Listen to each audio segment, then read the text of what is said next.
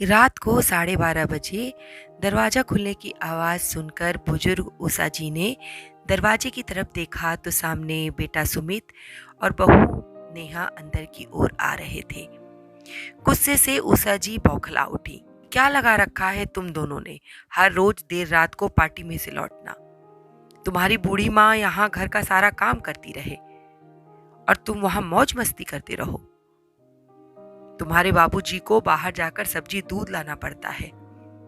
तुम्हें पता नहीं कि उनको रात में दिखाई देने में दिक्कत होती है। मैं कुछ कहती नहीं थी कि हो जाता है कभी कभार। तुम दोनों ने तो अति कर दी बेटा, थोड़ी तो शर्म करो तुम दोनों। सुमित ने पहले घूर कर माँ की ओर देखा, फिर अपनी पत्नी नेहा की ओर, जिसका चेहरा भी गुस्से से तमतमाया हुआ लग रहा था। सुमित झटके से बोला, सुबह बात करते हैं माँ, अभी मुझे बहुत नींद आ रही है। इतना कहकर सुमित पत्नी नेहा को लेकर अपने कमरे में चला गया और झटके से दरवाजा बंद कर लिया। अंदर कमरे से कपड़े बदलते हुए आवाजें आ रही थीं, चिल्लाने की आवाजें। बहू गुस्से में सुमित के ऊपर चिल्ला रही थी, जीना हराम कर रखा है तुम्हारे माँ बाप ने। अब इन लोगों को बर्दाश्त करना मुश्किल हो गया है। अब सारा पानी सिर से ऊपर होता चला जा रहा है। इनसे ये तो होता नहीं कि एक जगह पड़े रहें। सारा दिन खटखट खटखट करते ही रहते हैं। मुझसे अब बर्दाश्त नहीं होता, तुम्हें कुछ ना कुछ करना होगा। अपने कमरे के दरवाजे पर खड़े रमेश बाबू के कानों में जब ये शब्द पड़े तो वो गुस्से से उषा जी को देखकर बड़बड़ाने लगे। अब कहो, बच्चे हैं उषा जी, अब बड़े हो गए हैं, बहुत हुआ, अब तुम्हारी एक नहीं सुनूंगा। किसी बीमारी का इलाज अगर वक्त पर ना हो तो वो नासूर बन जाती है, इतना तो तुम जानती ही हो। अब भी कहोगे कि बच्चे हैं, अब मुझे कुछ ना कुछ करना ही होगा। आप सही कहते थे रमेश, ये बच्चे नहीं, पर मुझे लगता था कि बच्चे हैं, आज नहीं तो कल समझ जाएंगे। पर मैं अब आपका साथ देने के लिए तैयार हूँ। आप कुछ इलाज कीजिए, आपसे जो बन पड़े कुछ कीजिए। इन्हें सही गलत का एहसास कराना हमारा फर्ज है। मुझसे अब सब बर्दाश्त नहीं होता। एक तो सारा दिन काम करती हूँ और उल्टा मुझे ही सुना देते हैं। आप तो डॉक्टर हैं, क्या इस बीमारी का इलाज है आपके पास? इलाज तो था मेरे पास, बहुत पहले ही इलाज था, मगर तुमने मेरे हाथ बांध रखे थे। खैर, कल ही मैं इस बीमारी का इलाज कर दूंगा, बस तुम पिघलना मत। अगर स्वाभिमान और सम्मान से अपनी आखिरी सांसें लेना चाहती हो तो तुम्हें मेरे निर्णय में हाँ मिलानी पड़ेगी, और जो भी मैं कुछ करूंगा तुम्हें चुपचाप मेरा साथ देना होगा। उषा जी क्या करती, शांत रहकर सुबह का इंतजार करती रही। रमेश बाबू कुर्सी पर बैठे सुबह होने का इंतजार करने लगे। सारी रात उन दोनों को नींद नहीं आई। सुबह होते ही रमेश बाबू ने बेटे सुमित और बहू नेहा को कमरे में आने का आदेश दिया। जैसे ही दोनों रमेश बाबू के कमरे में पहुंचे तो रमेश बाबू ने उषा से कहा कि वो कोर्ट वाले पेपर निकाल लाओ। कैसे पेपर? सुमित ने हड़बड़ाकर पूछा। कौन से पेपर की बात कर रहे हैं पिताजी माँ? नेहा ने तीखे लहजे में कहा, मुझे जिम जाने में देर हो रही है, जो कहना है सो जल्दी कीजिए। बस जरा सा वक्त दे दो बेटा, बहू से कहो थोड़ा सा रुके। रमेश बाबू उठे और स्वयं ही लाकर से पेपर निकाल लाए और चश्मा लगाकर उसे पढ़ने लगे। ये कोर्ट के एग्रीमेंट हैं बेटा सुमित, तुम्हें याद होगा तेरे 18वें जन्मदिन पर तूने जब सबसे महंगी वाली बाइक मांगी थी तो मैंने तुझसे ये पेपर साइन करवाए थे और तूने उस समय मुस्कुराते हुए सहमति भी जताई थी।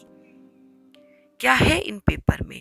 नेहा एकदम से सक्रिय हो उठी, जबकि सुमित अभी सोच ही रहा था। इनमें क्या लिखा है पिताजी? मैंने उस समय पढ़ा नहीं था। अगर उस समय नहीं पढ़ा था तो अब मैं तुम्हें याद दिला देता हूँ। इनमें लिखा है कि आजीवन सुमित को अपने माँ बाप की देखभाल पूरे प्यार और सम्मान के साथ और जरूरत अनुसार उनकी सेवा करनी होगी। शादी के बाद उसकी पत्नी को भी बूढ़े माँ बाप की सेवा करनी होगी। अगर किसी भी परिस्थिति में वो ये करने में सक्षम नहीं हो पाती और अपने फर्ज से मुंह मोड़ती है तो हमारी सारी संपत्ति पर उन दोनों का कोई अधिकार नहीं रह जाएगा। और इतना ही नहीं, सुमित को डॉक्टर बनाने में जो लाखों का खर्च हुआ है उसे भी तुम दोनों को ब्याज सहित चुकाना होगा। और उसके बाद तुम दोनों को इस घर को छोड़कर जाना होगा। इतना पढ़कर रमेश बाबू ने पेपर की फोटोकॉपी नेहा के हाथ में थमा दी और कहा, बेटा अभी जिम जाने में देरी नहीं हो रही, जाओ वहां से हो आओ, उसके बाद आराम से पढ़ लेना। नेहा के तो जैसे होश ही उड़ गए थे। उसे नहीं पता था कि उसके डॉक्टर ससुर जी उसकी इस बीमारी का ऐसा इलाज करेंगे। हड़बड़ाकर बोली, मगर पापा जी, माँ जी, आप हमारे साथ ऐसा कैसे कर सकते हैं? मेरा मतलब कि हमारे पास इतना पैसा कहाँ से आएगा और हम कहाँ जाएंगे? सुमित थोड़ा हकलाते हुए बोला, आखिर हम आपकी संतान हैं, हमारा हक बनता है इस घर पर। क्यों? रात को तो तुम कह रहे थे कि पानी सिर से ऊपर चला गया है, कुछ करना ही पड़ेगा, वगैरह वगैरह। अब क्या हुआ? पापा, वो सुमित नेहा को देखकर बोला।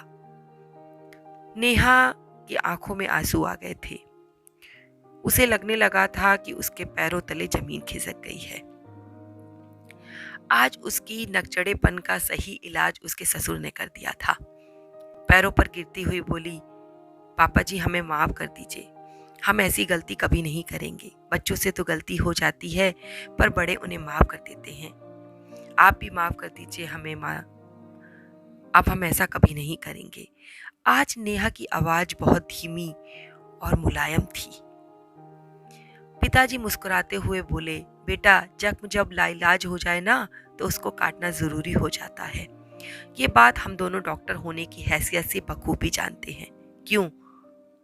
सही कहा ना मैंने सुमित? अगर आगे से जिम्मेदारी और सावधानी से हमारा ख्याल रखने का वादा करो तो कुछ समय के लिए मैं अपने इस इलाज को टाल सकता हूँ, और बाकी जैसी तुम्हारी मर्जी। जैसे कि आज से ही, बल्कि अभी से रसोई घर बहू के जिम्मे और बाहर से सामान वगैरह लाने की जिम्मेदारी सुमित तुम्हारी हुई। हाँ, यदि तुम दोनों अच्छे से अपनी जिम्मेदारी को निभाओगे तो हम दोनों तुम्हारी मदद करेंगे। वरना एक और वसीयत तैयार हुई है, वो शायद तुम्हें नहीं पता। हमने उसमें लिख रखा है कि अगर तुम दोनों हमारा ख्याल नहीं रखते तो हमारी सारी जायदाद अनाथ आश्रम को चली जाए। नहीं पापा जी, ऐसा नहीं होगा, हम दोनों अपनी जिम्मेदारियों को बखूबी निभाएंगे। सुमित और नेहा एक साथ बोले। ठीक है, तो शुरू हो जाओ, रमेश बाबू ने कहा। नेहा तुरंत ही रसोई घर में नाश्ता बनाने के लिए दौड़ी और सुमित थैला लेकर दूध लाने को चला गया। रमेश बाबू चेहरे पर मुस्कुराहट लाकर उषा जी की तरफ देखकर बोले, ठीक है ना, मैंने डॉक्टर होते हुए सही इलाज किया है कि नहीं? आज तुम्हारे बेटे को उसकी बीमारी का सटीक इलाज मिल ही गया। दोस्तों, आपको ये कहानी कैसी लगी? अगर पसंद आई हो तो आगे शेयर कर दीजिएगा, और ऐसी ही सुंदर कहानियों का आनंद लेने के लिए मेरे चैनल को सब्सक्राइब कर लीजिएगा। धन्यवाद।